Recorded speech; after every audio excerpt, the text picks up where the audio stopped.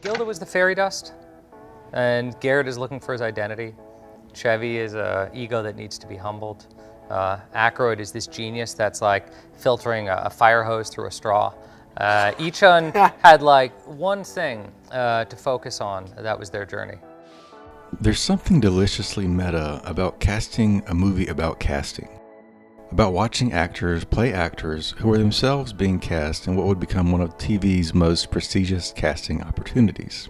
In Jason Reitman's Saturday Night, casting director John Papsidera faced a uniquely recursive challenge. He had to cast actors to play people who were themselves being cast in 1975. But here's where it gets interesting. He wasn't just casting young comedians, he was casting young comedians to play people who would become comedy legends, but didn't know it yet. Yes, I was the only one who did the homework by not doing the homework. The homework was, don't prep, you already know how to do this. Because at the end of the day, the idea is to capture one piece of essence of the character. You can't actually replicate a person, 100%, and particularly in an ensemble this big. So it was about one part of the essence of somebody. How do you bring that to life? Think about that challenge for a moment. How do you cast someone to play Chevy Chase before he was Chevy Chase? How do you find an actor to embody John Belushi before he became John Belushi? The task isn't just about physical resemblance or mimicry. It's about capturing potential energy before it converts to kinetic energy. This is where Papsidera's casting becomes truly fascinating. Look at Gabriella Bell as the young Lorne Michaels. Instead of seeking someone who could do a Dr. Evil impression, the now famous voice Mike Myers based on Lorne, Papsidera found an actor who could capture something more essential, the nervous energy of a young producer who doesn't yet know he's about to create an institution.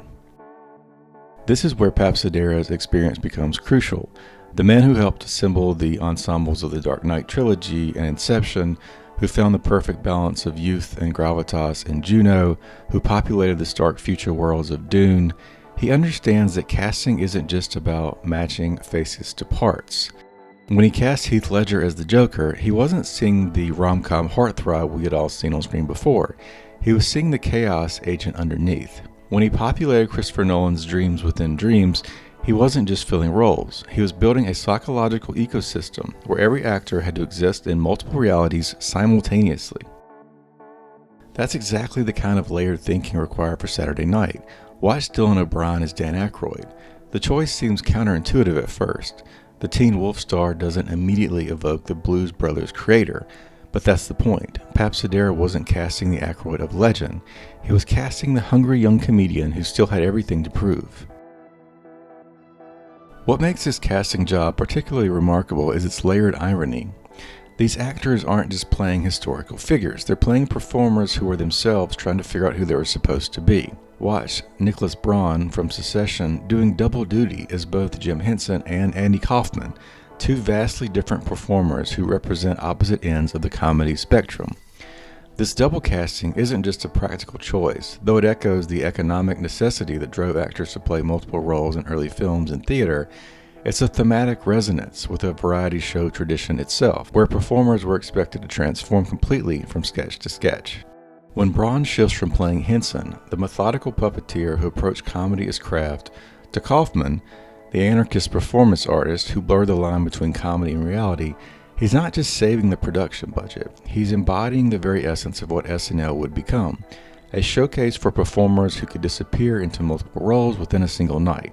The casting choice itself becomes a commentary on not just the variety show format they were creating, but on the polymorphous nature of comedy itself. It's not my kind of show. Okay, well, what kind of show is it, Warren? Do you even know what the show is? Of course. Are you gonna share it with the rest of us? Yes. In 88 minutes. Oh my God. There's a moment in the film where someone asks Michaels what the show's going to be, and he can't answer. Not because he doesn't know necessarily, but because it hasn't become anything yet. Papsidera's casting operates in that same liminal space, finding actors who can play famous people before they became famous, legends before they became legendary. This is where the film transcends the typical biopic casting challenge. Usually, when casting historical figures, you're trying to match the image we all know. But Papsidera had to cast the moment before the image. Part of his reasoning for not wanting you to speak to said person you're playing is because we really want to embody the energy of what they were going through on that particular day. But Papsidera had to cast the moment before the image. He had to find actors who could play potential rather than achievement. Perhaps that's what makes this casting job so remarkable. In a film about creation of television's most enduring star-making machine, Papsidera had to cast actors to play actors who were about to become stars. It's a Russian doll type of performance, layers within layers of people pretending to be people who were themselves figuring out who they were supposed to be.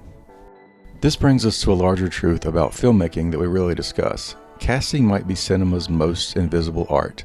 We talk endlessly about directors, writers, cinematographers, but casting directors walk in a strange liminal space. Their art visible in every frame, yet somehow unseen. They're the architects of chemistry, the sculptors of ensemble, the people who can look at an actor and see not just who they are, but who they can become. Every iconic movie moment you can recall began as a casting decision. Someone had to look at Harrison Ford when he was still making cabinets and see Han Solo. Someone had to watch Marlon Brando's audition and recognize the future of acting itself. Someone had to imagine that Heath Ledger, the heartthrob from 10 Things I Hate About You, could become the most terrifying Joker we'd ever seen. The best casting directors are part fortune teller, part matchmaker, part archaeologist, digging through layers of performance to find the truth beneath.